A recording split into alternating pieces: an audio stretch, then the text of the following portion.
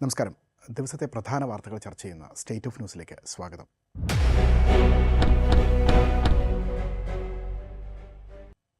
ശബരിമല സ്വർണ്ണക്കൊള്ളക്കേസിൽ പ്രതികളുമായി അടുത്ത ബന്ധമുണ്ടെന്ന ആരോപണത്തിൽ UDF convener Adoor Prakash MPയിൽ നിന്നും പ്രത്യേക അന്വേഷണ സംഘം മൊഴിയെടുത്തിരിക്കുകയാണ്. നേരത്തെ കേസിൽ പ്രധാന പ്രതിയായ ഉണ്ണികൃഷ്ണൻ പോറ്റിയുമായി അടൂർ പ്രകാശ് കൂടിക്കാഴ്ച നടത്തിയിരുന്നുവെന്നും സമ്മാനങ്ങൾ കൈപ്പറ്റിയിരുന്നുവെന്നും അടക്കം വിവരങ്ങൾ പുറത്തു വന്നിരുന്നു. ഇതടക്കം വിഷയങ്ങളിൽ വ്യക്തത വരുത്തുകയാണ് അന്വേഷണ സംഘത്തിൻ്റെ ലക്ഷ്യമെന്നാണ് കരുതുന്നത്. ഉണ്ണികൃഷ്ണൻ പോറ്റിയെ പലതവണ കണ്ടിട്ടുണ്ടെന്ന് സമ്മതിച്ച അടൂർ പ്രകാശ് ശബരിമല കേസിലെ ബന്ധം പക്ഷേ നിഷേധിച്ചിട്ടുണ്ട്. ഉണ്ണികൃഷ്ണൻ പോറ്റി ഡൽഹിയിൽ സോണിയാഗാന്ധിയെ കാണാൻ പോയപ്പോഴും അടൂർ പ്രകാശ് ഒപ്പമുണ്ടായിരുന്നു.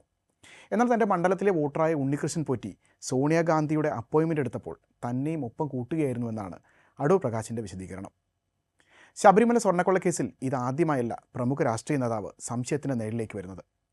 നേരത്തെ കേസിൽ മുൻ ദേവസ്വം മന്ത്രിയായ കടകംപള്ളി സുരേന്ദ്രനെ ചോദ്യം ചെയ്തിരുന്നു.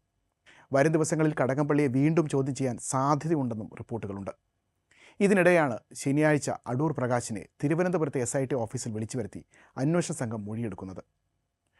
ഉണ്ണികൃഷ്ണൻ പോറ്റിയുമായി അടൂർ പ്രകാശ് നിൽക്കുന്ന ചിത്രങ്ങൾ നേരത്തെ തന്നെ രാഷ്ട്രീയ ആയുധമാക്കി CPM രംഗത്തെത്തിയിരുന്നു. ഉണ്ണികൃഷ്ണൻ പോറ്റിയെ അന്വേഷണ സംഘം ശനിയാഴ്ചയും ചോദ്യം ചെയ്യുന്നത് തുടരുകയാണ്. സമാന്തരമായി ED നടപടികളും കേസിൽ പുരോഗമിക്കുന്നുണ്ട്. ഉണ്ണികൃഷ്ണൻ പോറ്റി അടക്കമുള്ളവരെ ED അടുത്ത ആഴ്ചയോടെ ചോദ്യം ചെയ്തേക്കുമെന്നാണ് വിവരം. കേസിൽ പൂർണ്ണമായി വിവരശേഖരണം നടത്തിയ ശേഷം വിളിച്ചു വരുത്താനാണ് EDയുടെ തീരുമാനം. എന്നാൽ പ്രതിപട്ടികയിൽ ഇല്ലാത്ത സാക്ഷികളുടെ ചോദ്യം ചെയ്യൽ തുടരുമെന്നും ED അധികൃതർ വ്യക്തമാക്കുന്നുണ്ട്.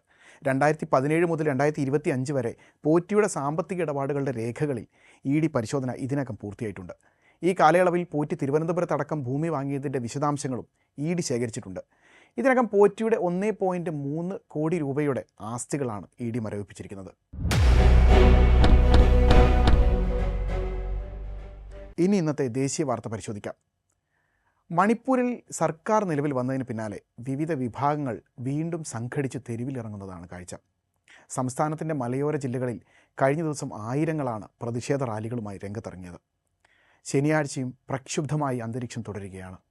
ഉപമുഖ്യമന്ത്രി നെംച കിപ്ജൻ്റെയും MLAമാരായ LM ഖൗത്ത്, N സനേറ്റ് എന്നിവരുടെയും കോലങ്ങൾ കത്തിച്ചാണ് പലയിടത്തും പ്രതിഷേധം തുടരുന്നത്. പുതിയ സംസ്ഥാന സർക്കാർ രൂപീകരിക്കുന്നതിലും BJP സർക്കാരിൽ കുക്കി MLAമാരെ ഉൾപ്പെടുത്തുന്നതിലും എതിർപ്പറിയിച്ച് ചുരാചന്ദ്പൂരിലെ തുയിബോങ് ബസാറിലായിരുന്നു പ്രതിഷേധങ്ങളുടെ തുടക്കം. പിന്നാലെ ഇത് സംസ്ഥാനത്തിൻ്റെ മറ്റിടങ്ങളിലേക്കും വ്യാപിക്കുകയായിരുന്നു. പ്രത്യേക ഭരണമെന്ന ആവശ്യം നിഷേധിച്ചുവെന്നും കുക്കി MLAമാർ തങ്ങളെ വഞ്ചിച്ച് സർക്കാർ രൂപീകരണവുമായി സഹകരിച്ചുവെന്നും പ്രതിഷേധക്കാർ ആരോപിക്കുന്നുണ്ട്. ഉപമുഖ്യമന്ത്രി നെംച കിപ്ഗൻ അടക്കമുള്ളവർ രാജിവെക്കുന്നതുവരെ പ്രതിഷേധം തുടരുമെന്നാണ് പ്രതിഷേധക്കാർ വ്യക്തമാക്കുന്നത്. മണിപ്പൂരിൽ കഴിഞ്ഞ ദിവസമാണ് രാഷ്ട്രപതി ഭരണം അവസാനിപ്പിച്ച് BJP സർക്കാർ രൂപീകരിച്ചത്. സർക്കാർ നിലവിൽ വരുന്നതോടെ സ്ഥിതിഗതികൾ മെച്ചപ്പെടുമെന്നായിരുന്നു കണക്കുകൂട്ടൽ.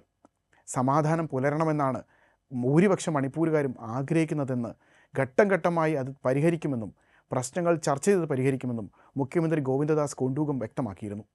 എന്നാൽ പ്രത്യേക ഭരണ സംവിധാനമടക്കം ആവശ്യങ്ങൾ ഉയർത്തി കുക്കികളടക്കമുള്ളവർ പ്രതിഷേധം തുടരുന്നതാണ് മണിപ്പൂരിൽ നിന്നുള്ള കാഴ്ച.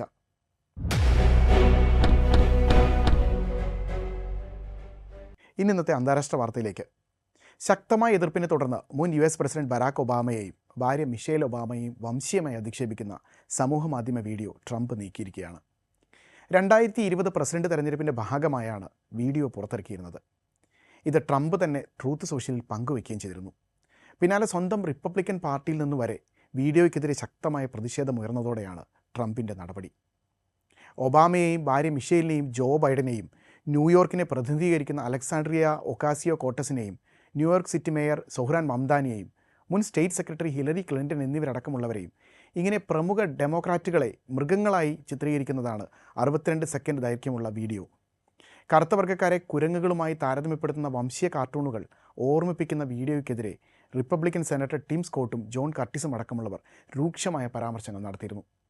വൈറ്റ് ഹൗസിൽ കണ്ടതിൽ വെച്ച് ഏറ്റവും വലിയ വംശീയതയെന്നാണ് ടിം സ്കോട്ട് ഇതിനെ വിശേഷിപ്പിച്ചത്. എന്നാൽ ഇതിൻ്റെ തുടക്കത്തിൽ തന്നെ ഇൻ്റർനെറ്റ് മെമ്മെ മാത്രമാണെന്നും ഡെമോക്രാറ്റുകളുടേത് പ്രകോപന ശ്രമമാണെന്നും ചൂണ്ടി വൈറ്റ് ഹൗസ് പ്രതിരോധിക്കുകയായിരുന്നു. എന്നാൽ പ്രതിഷേധം രൂക്ഷമാകുന്നതിനിടെയാണ് വെള്ളിയാഴ്ച വീഡിയോ നീക്കിയതായി ട്രംപ് വ്യക്തമാക്കുന്നത്. തൻ്റെ ടീമിലുള്ള ആളുകൾക്ക് പറ്റിയ ശ്രദ്ധക്കുറവാണ് കുഴപ്പമായതെന്നും തിരിച്ചറിഞ്ഞ ഉടനെ നീക്കിയെന്നും പറഞ്ഞ് താൽക്കാലികമായെങ്കിലും പ്രശ്നത്തിന് തടയിടാനാണ് ട്രംപിൻ്റെ ശ്രമം.